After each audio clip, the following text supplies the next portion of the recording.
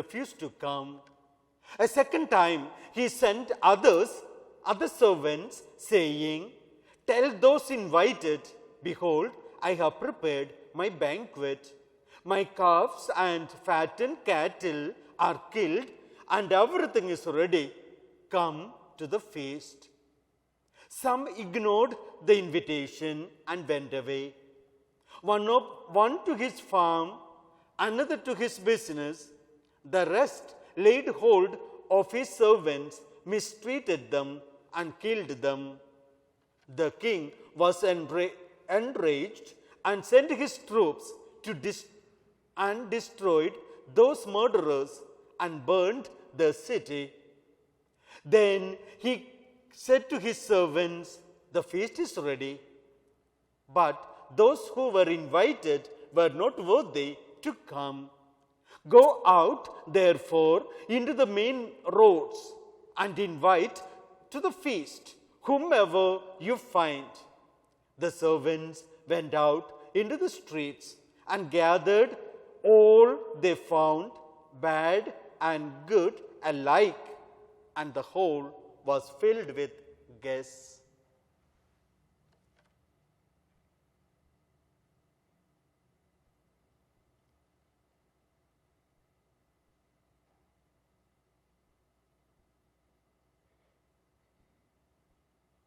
The Gospel of the Lord. Praise to you, Lord Jesus Christ. My dear friends, we are almost at the threshold of having a general election. We will be having definitely a new president, maybe new members of Senate and Congress. Sometimes we say, our institutions are not perfect. Yes, that's true. Our institutions are not perfect because who are the so-called perfect people? You and me. If I am not perfect, I may be bringing to the system my imperfection. Sometimes we hear the same kind of complaint about the church. The church is not perfect. This is lacking in the church, that is lacking in the church, that is, our leaders are not exactly okay. Agree? Again, please do remember, the church in abstract does not exist. Our parish church exists here, Blessed Trinity, Catholic Church in Sheboygan Falls is existing. This is a parish institution. But the church, as we understand, is an abstract term. What the church means, you, me, and every other person in the world who belongs to this institution called Catholic Church. Again, you, me are not perfect. I am not perfect as a priest. I am, maybe one or other may not be perfect as a member of the church. So that means our imperfections, my imperfection as a priest and your imperfection as a member of the church will be always reflected in our institution, in our church. Our Holy Father, Pope Francis, is not perfect. Again, he is coming from a particular family, brought up in a particular surrounding, brought up in a particular milieu. So with every one of us. So that means none of us are perfect. Now we can have all kind of attitudes. I can say, I am not going to be part of the church because the church is not perfect one bit.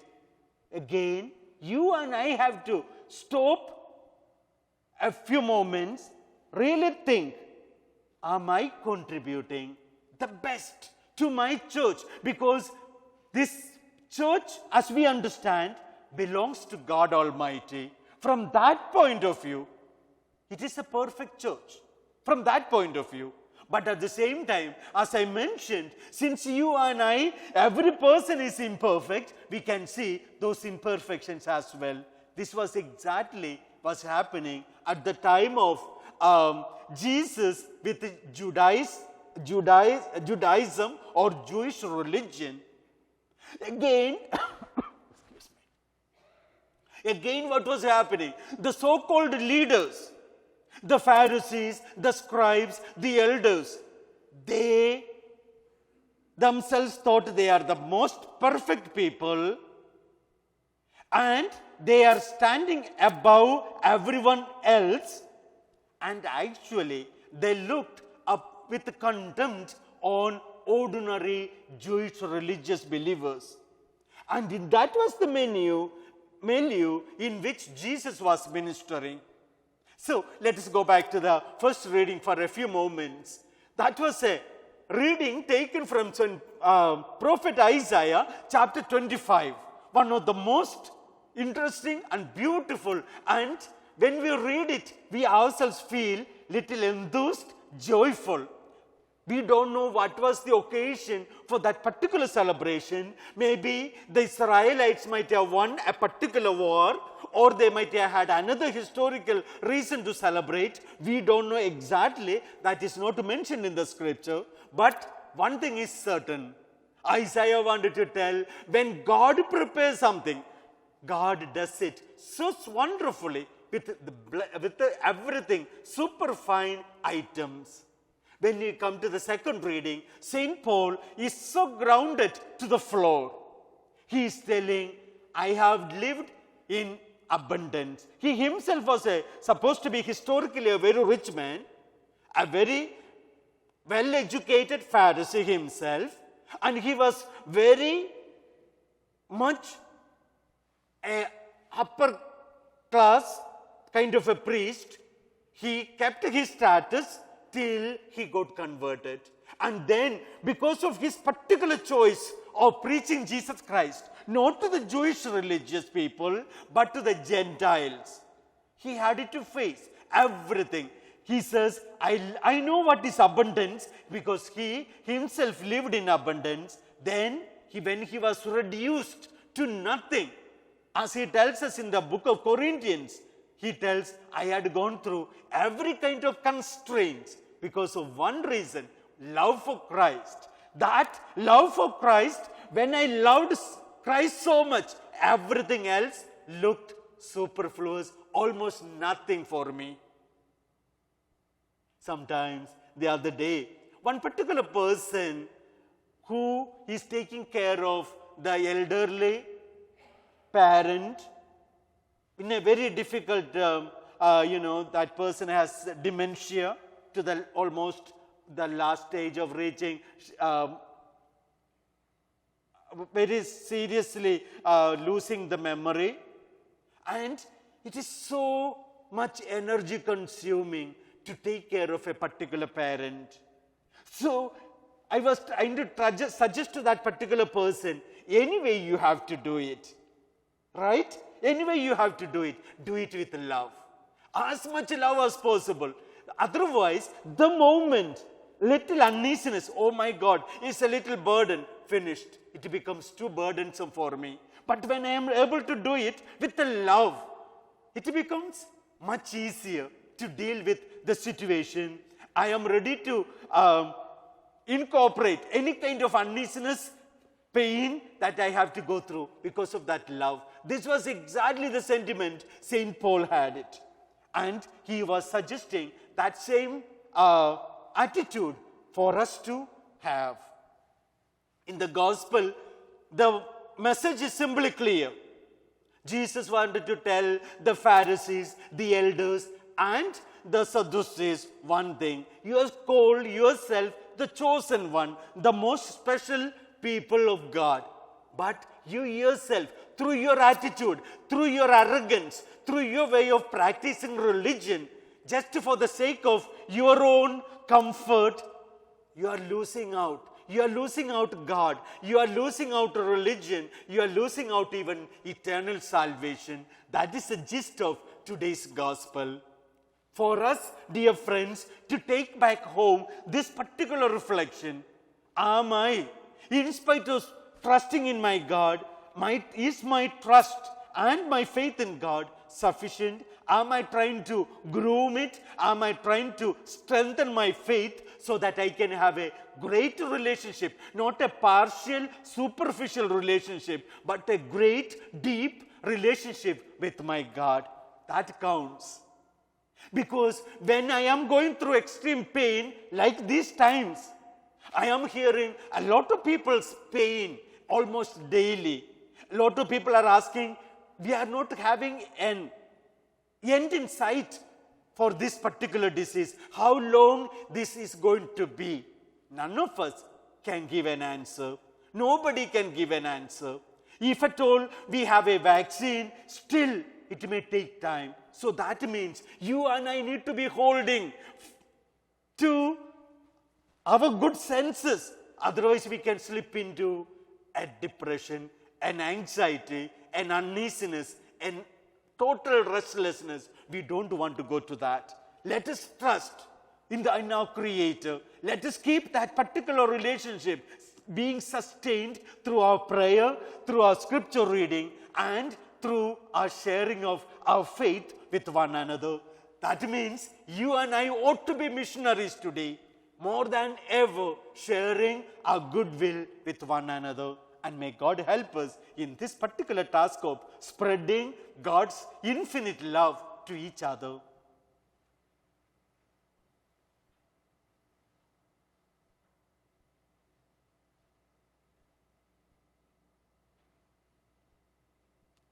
Please rise.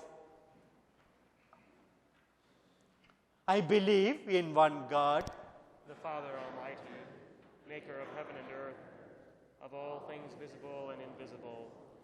I believe in one Lord Jesus Christ, the only begotten Son of God, born of the Father before all ages, God from God, light from light, true God from true God, begotten not made, consubstantial with the Father. Through him all things were made. For us and for our salvation, he came down from heaven, and by the Holy Spirit was incarnate of the Virgin Mary, and became man. For our sake he was crucified under Pontius Pilate. He suffered death and was buried, and rose again on the third day, in accordance with the Scriptures. He ascended into heaven, and is seated at the right hand of the Father. He will come again in glory to judge the living and the dead, and his kingdom will have no end. I believe in the Holy Spirit, the Lord, the giver of life, who proceeds from the Father and the Son, who with the Father and the Son is adored and glorified, who has spoken through the prophets. I believe in one holy Catholic and Apostolic Church.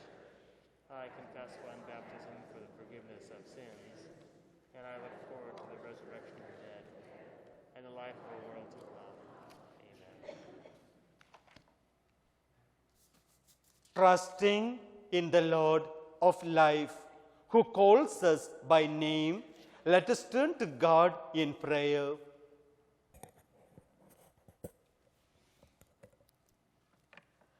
That the Holy Church of Christ renew its invitation to all from the highways and byways to join in the feast of the Lord. Let us pray to the Lord. Lord, hear our prayer. That nations respond to every invitation they receive to cultivate peace throughout the world. Let us pray to the Lord. Lord, hear our prayer.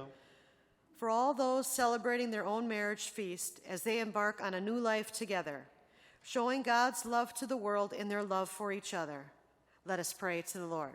Lord, hear our prayer. For those who are hungry and malnourished, and who never get to experience a banquet of any kind, let us pray to the Lord.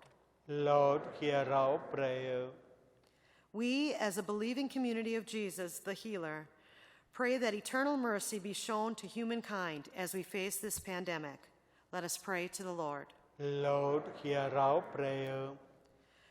That during this Respect Life Month, our resolve will be strengthened to cherish and protect the gift of every human life. Let us pray to the Lord. Lord, hear our prayer.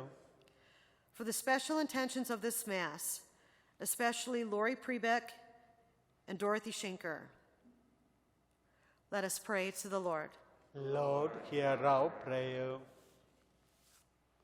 Our God, our good shepherd and guide, through the parables, your Son, Jesus, teaches us the secrets of your kingdom. Hear our prayers that in meditating on your word, we might grow ever closer to you. We ask this through Christ our Lord.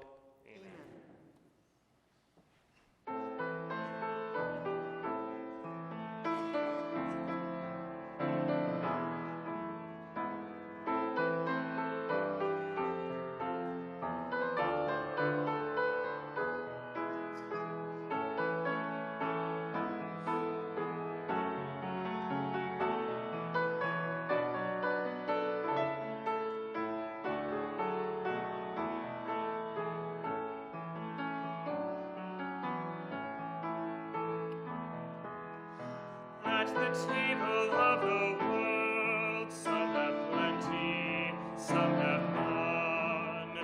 At the table of our God, all are plentifully fed. Blow among the Spirit of God. Fill us with your courage and care. Hurricane and breath, take us on a journey of love.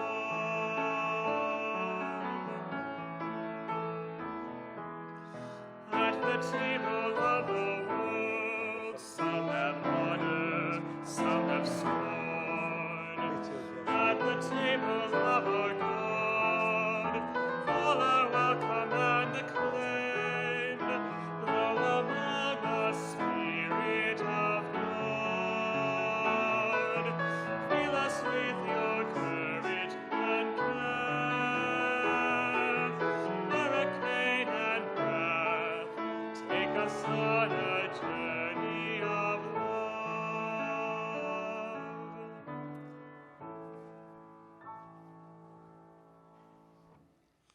Pray, dear friends, that our sacrifice may be acceptable to God, the Almighty Father. May the Lord accept the sacrifice at your hands, for the praise and glory of God's name, for our good and good of all God's holy church.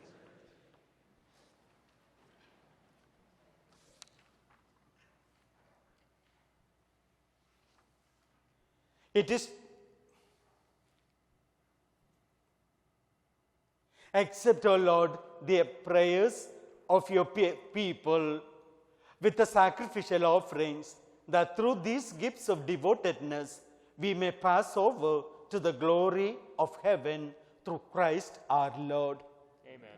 The Lord be with you. And with your spirit, Lift up your hearts. we lift them up to the Lord. Let us give thanks to the Lord our God. It is right and just. It is truly right and just, our duty and our salvation, always and everywhere to give you thanks, Lord, Holy Father, Almighty and eternal God. For when your children were scattered afar by sin, through the blood of your Son and the power of the Holy Spirit, you gathered them again to yourself, that a people formed as one by the unity of the Trinity, made the body of Christ and the temple of the Holy Spirit, might, to the praise of your manifold wisdom, be manifest as the church. And so, in company with the choirs of angels, we praise you, and with joy we proclaim,